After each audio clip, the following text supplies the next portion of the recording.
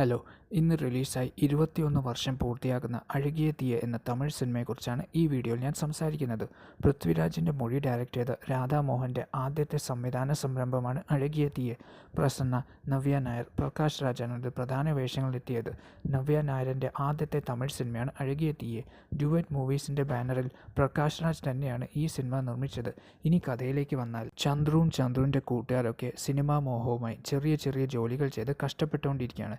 ഇതിൻ്റെ ഇടയ്ക്ക് നായികയായ നന്ദിനിയുടെ അച്ഛൻ അരവിന്ദ് എന്ന അമേരിക്കയിലെ സോഫ്റ്റ്വെയർ എഞ്ചിനീയറുമായി നന്ദിനിയുടെ വിവാഹം ഉറപ്പിക്കുന്നു. ഈ വിവാഹ ബന്ധത്തിൽ താല്പര്യമില്ലാത്ത നന്ദിനി തൻ്റെ കസിനായ രമേശിനോട് ഇക്കാര്യം പറയുന്നു. തൻ്റെ അച്ഛൻ്റെ അമ്മയുടെ മോശം വിവാഹ ജീവിതം കണ്ട് ആണുങ്ങളോട് തന്നെ വെറുപ്പായ നന്ദിനിക്ക് ഈ വിവാഹത്തിൽ നിന്ന് പിന്മാറണം. രമേശ് ചന്ദ്രുവിനെ കണ്ട് നന്ദിനിയെ സഹായിക്കണമെന്ന് അപേക്ഷിക്കുന്നു. ചന്ദ്രു അരവിന്ദിൻ്റെ അടുത്ത് പോയി താനും നന്ദിനിയും തമ്മിൽ പ്രേമത്തിലാണെന്നും ഈ കല്യാണത്തിൽ നിന്ന് പിന്മാറാൻ റിക്വസ്റ്റ് ചെയ്യുകയും ചെയ്തു. ആദ്യം അരവിന്ദ് കുറച്ച് ചൂടാവുകയാണെങ്കിലും പിന്നീട് ഈ കല്യാണത്തിൽ നിന്ന് പിന്മാറാൻ സമ്മതിക്കുകയും ചെയ്തു. പക്ഷേ അവിടം കൊണ്ടൊന്നും അരവിന്ദ് നിർത്തൂല.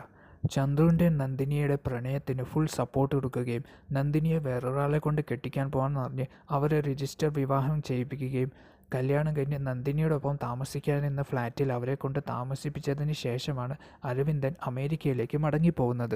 സാഹചര്യങ്ങളുടെ സമ്മർദ്ദം മൂലം വിവാഹം കഴിക്കുകയും ഒന്നിച്ച് താമസിക്കുകയും ചെയ്ത ചന്ദ്രുവും നന്ദിനിയും യഥാർത്ഥത്തിൽ എങ്ങനെ ഒന്നിക്കുമെന്നാണ് ഈ സിനിമ നമ്മളെ കാണിക്കുന്നത്. വളരെ സിമ്പിൾ ആൻഡ് റിയലിസ്റ്റിക് ആയ മേക്കിംഗ് ആണ് ഈ സിനിമയുടേത്.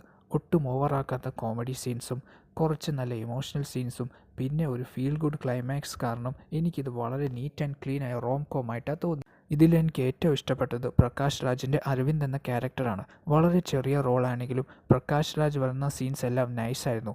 വളരെ കൂളായിട്ടാണ് പ്രകാശ് രാജ് ഇതിൽ അഭിനയിച്ചിരിക്കുന്നത്. ഇതേ കഥയെ തെലുങ്കിൽ കുറച്ച് മസാലയൊക്കെ ചേർത്ത് അല്ലു അർജുൻ ജനീലിയ പ്രധാന കഥാപാത്രങ്ങളാക്കി ഹാപ്പി എന്ന പേരിൽ 2006 റീമേക്ക് ചെയ്തു.